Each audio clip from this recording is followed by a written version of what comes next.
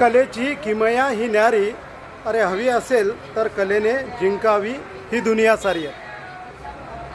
कला एक तरी कला असू द्या अंगी, नाही तर काय जन्म फिका. तुकाराम महाराज म्हणतात की तुमच्याजवळ एक तरी कला असावी जेणेकरून तुमच्या जीवनाचं सफल होईल.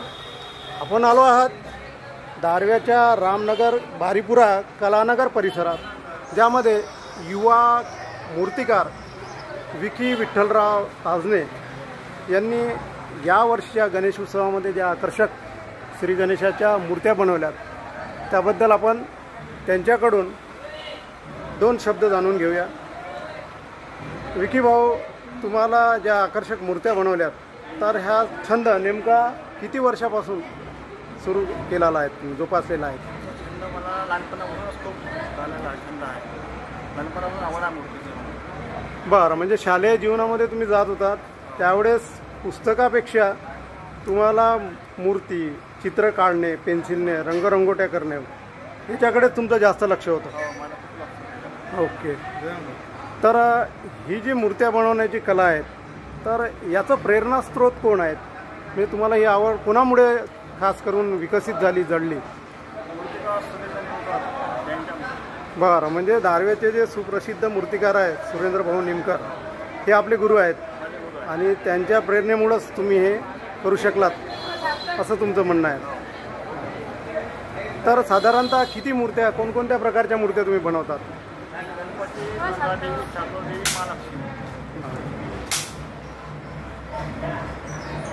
वेगवेगळ्या मंडळाच्या मूर्त्या आहेत.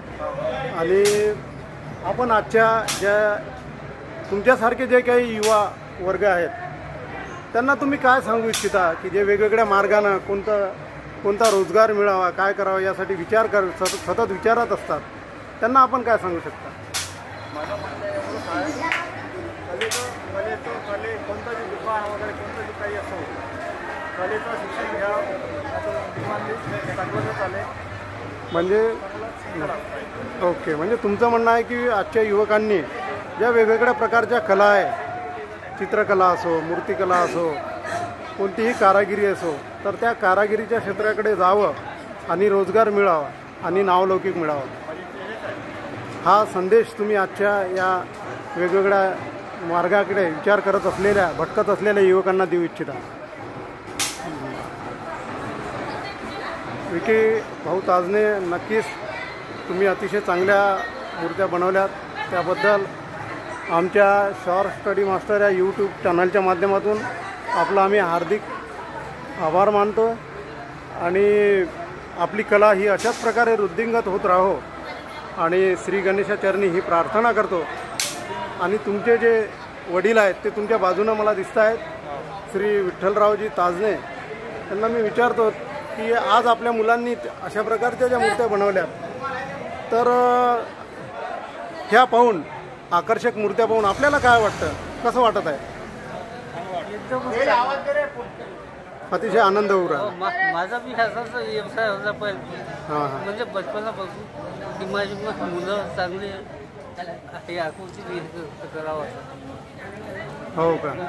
म्हणजे मुलगा असं वाटलं नाही का की बा मुलगा आपला एखादा शाळेत जावं, मोठा व्हावं आणि त्याने नोकरी मिळावी, अशा प्रकारे काम करावं असं तुम्हाला वाटलं नाही का? मला लहानपणापासूनच हे शौक होता की आकृती काढायची, म्हणजे पेजाचं हे काढायचं, हे करायचं, ते करायचं, हे सर्व म्हणजे ते ओके. म्हणजे प्रेरणा पूर्ण झालेली आहे. नक्की, म्हणजे तुम्हाला जे स्वप्न होतं, तुम्हाला जी आवड होती ते स्वप्न तुमच्या मुलांनी पूर्ण केलं, याचा नक्कीच तुम्हाला आनंद वाटतो. विकी ताजनेच्या आई ह्या आहेत, त्यांना कसं वाटत आहे की तुमच्या मुलांनी अतिशय आकर्षक मूर्त्या बनवल्यात, गणपतीच्या मूर्त्या बनवत आहेत, दुर्गादेवीच्या, शारदा देवीच्या मूर्त्या बनवतात? तुम्हाला असं वाटलं नाही का की यापेक्षा शिक्षणामध्ये त्यांनी नाव करावं, शाळेत जाऊन मोठं व्हावं असं? म्हणजे त्यांना हे केलं नाही ना, म्हणजे शाळेपेक्षाही चांगल्या प्रकारे त्यांनी काम केलं असं तुम्हाला वाटते? बरं, तर मग तुम्ही काय, अशी काही मुलं असतात की ज्यांना असं वाटते की बाबा काही काम नाही आहे किंवा वेगवेगळ्या मार्गाकडे जातात ते, तर त्यांना तुम्ही काय सांगता?